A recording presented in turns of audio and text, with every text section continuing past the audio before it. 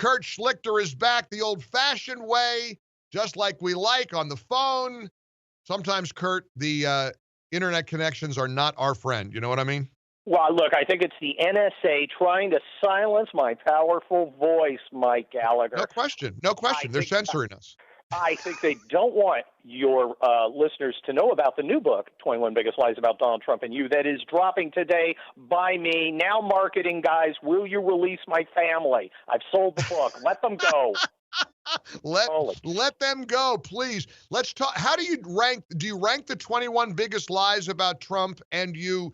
And that means you and me. Do you do it in order of importance? Are they little lies, venial lies?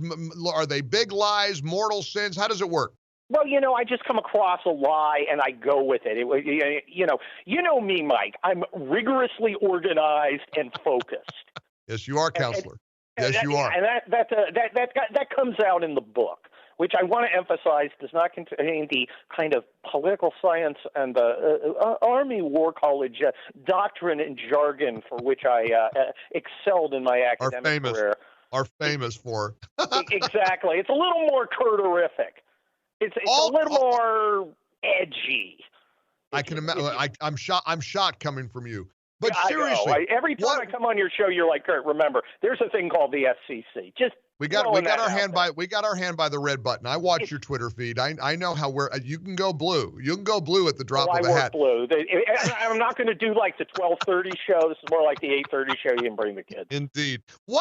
Honest to goodness, what's the biggest continual lie that is repeated about President Trump?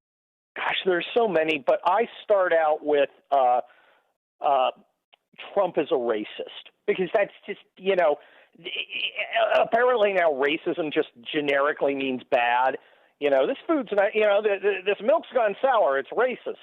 It doesn't actually mean someone who hates people of other races and considers some inferior to others and treats them differently and maliciously. It doesn't mean that anymore.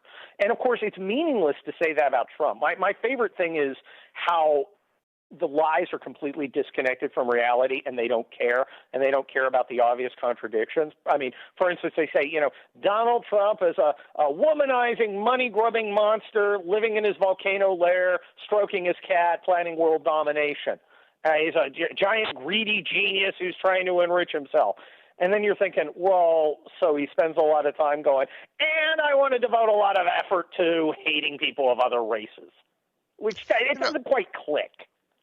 It doesn't. The dots don't. You can't connect the dots. Rich Lowry made a great argument over at National Review over the media's unhinged response to his speech at Mount Rushmore, and this is part of the lie. One of the many lies. But I think Rich nails it. Patriotism is now becoming white supremacy. That speech was so patriotic and so uplifting, where he went through the list of people that have lifted this country up, American heroes, Ulysses Grant, Frederick Douglass, Andrew Jackson, the land of Wild Bill Hickok, Buffalo Bill Cody. He said, we're the nation that gave rise to the Wright brothers, the Tuskegee Airmen, Harriet Tubman, Clara Barton, Jesse Owens, George Patton, the great Louis Armstrong, Alan Shepard, Elvis, Muhammad Ali. He called for kids to be taught once again to see America as did Reverend Martin Luther King when he said that the founders signed a promissory note to every future generation. In sum, he said, it's time to plant our flag and protect the greatest of this nation for citizens of every race, in every city, and every part of this glorious land. Hey, Kurt Schlichter, where's the hate? Where's the white supremacy? Where's the Confederacy? He never mentioned the Confederacy. But those are part of the lies that the media continually spins about this man. Well, the nice thing about this is that the lies are so transparent and so obvious that their effect is shrinking. I mean, Americans are very polite and nice people. You get the ugly American and everything. I've been overseas with Americans, and we're like much nicer than everybody else. We're nice people. And if somebody says something really shocking, we're like, my gosh, perhaps it's true, because why would someone say something that's not true?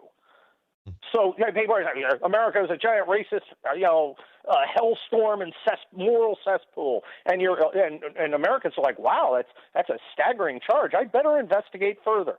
But after like the 75th time you hear that, and it's always a lie, people are like, no, I'm not going to go down that road. You're kind of an idiot. There's a backlash building, Mike, and the backlash is quiet. We're not going to go out and riot. We're not going to go topple statues and burn stuff. It's all our stuff anyway. We're not going to, and we also have jobs. We're going to riot at the ballot box.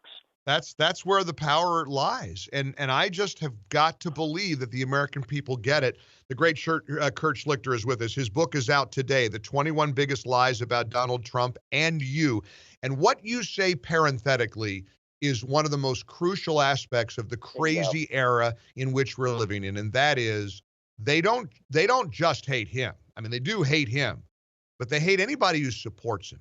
And Kurt, that cannot be said enough. Oh, absolutely. Donald Trump is an avatar for us, the normal Americans. We built this country, we feed it, we fuel it, we fight for it. And they don't want us to have any power. They want us impoverished. They want us beaten down. They want us obedient. Some of them want worse for us. Ask them, they'll tell you. The question is whether we're going to do that. And I don't think we are. And I keep seeing data points out there, like buying 8 million guns in the last couple months. If you buy a firearm, you have made a statement. It's easy to, you got your woke, whiny wine wife, and she's got her copy of White Fragility, and she's nagging you about the systemic racism that exists in your household, and you kind of go, yeah. You go on the thing and you vote for Trump, right? You don't tell her, but you vote for Trump. When you buy a gun, though, you've made a real statement. You're never going back to the Democrats. And if you bring a gun in the house, that probably means your wife said, yeah, I read White Fragility, and then I saw those idiots burning stuff, and I'm not playing this game anymore because this is scary. Hubby, you're getting yourself a .357 Magnum.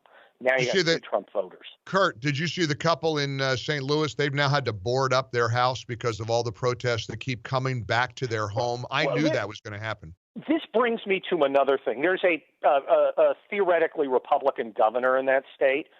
But like so many of these saps, he's weak. I would have had the Missouri state troopers out there in a line with 12-gauge shotguns saying, you're not coming in here and terrorizing these citizens.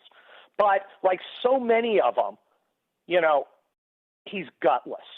These people are gutless and won't say no. I mean, you got, they're burning stuff, they're looting, they're rioting. What's the Republican answer? Is it to pass laws that, make it a federal crime to block an interstate?